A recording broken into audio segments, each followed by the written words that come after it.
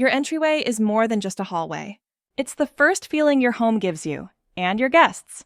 Even if you're working with just 3 feet of wall space, you can make it feel elevated, intentional, and quietly luxurious. Start with an anchor piece. A slim console table, a wall-mounted shelf, or a narrow bench gives your entry purpose.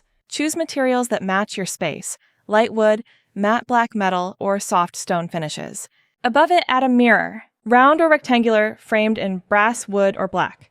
It reflects light, makes the space feel larger, and gives you a moment to check in or check out before heading out the door. Next, layer with function. A shallow tray for keys, a closed box for clutter, one tall object like a vase with stems or a sculptural lamp. Keep the surface mostly clear. It's not storage, it's a statement.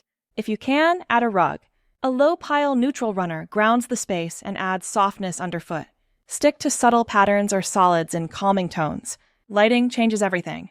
A small table lamp, wall sconce, or even a battery-operated light bar adds a welcoming glow without taking up space. And finally, add scent.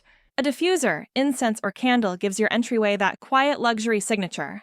Think bergamot, cedar, linen, or amber.